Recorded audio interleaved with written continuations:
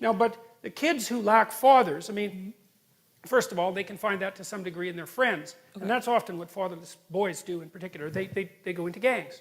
And they generate the missing masculinity in the gang. Well, that's not so good because, like, what the hell do they know? Yeah. Well, they don't know anything, right? They're just stupid kids, and they're like 15 years old, and their testosterone is pumping, and they're trying to get the hell away from their mother, which is what they're supposed to do. And they're not in the right position to exercise any authority over themselves. So that's not good. They can find it in education. They can find it in books. They can find it in movies. They can find it in sports heroes and so forth, because the image of the father is fragmented and distributed among the community. Okay. But it's very, very difficult to not have a father. Right. And you know, one of the things that we're doing in our society, which I think it's absolutely appalling, is that we're making the case that all families are equal. It's like, sorry, no, wrong. And there's no empirical data supporting that proposition, by the way. It's much better for kids to have two parents. Okay. Now, who those parents are, that's a whole different issue. But. Okay, and if I could just add one more thing. How would you answer that question to, let's say, a daughter who was raised without a father? Because she would obviously have different ways of finding those fragments of her missing father than, like, a boy would instead. Because obviously they're raised differently. At least they should have been.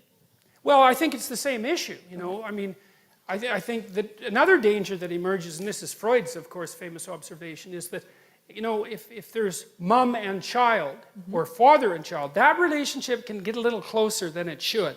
Okay. And then the lines get blurry and mixed. And I'm not saying that that happens to everyone, obviously, but it's still a danger that's inherent in the situation. They're thrust together too tightly without sufficient resources. Okay. And so the responsibility has to be distributed more. And like, I really do think that it's the sign of the degeneration of a society when single parenthood becomes anything approximating the norm.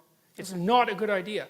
And part of the reason I believe that, and I think this has to do with the overwhelming selfishness of modern life, is that marriage isn't for the people who are married. It's for the children, obviously. And like, if you can't handle that, grow the hell up. No, I mean seriously. Yeah, okay. Seriously. Once you have kids, it is not about you. Period. Now, that doesn't mean it isn't about you at all. But that just seems so self-evident to me. I can't believe that anybody would even question it. Oh, it's been questioned. Oh, yes. Well, I'm certainly aware of that. Yes, it's questioned. It's almost illegal to question it now. You know, or illegal to make the set of propositions that I'm making. So that's the best I can do. Yeah,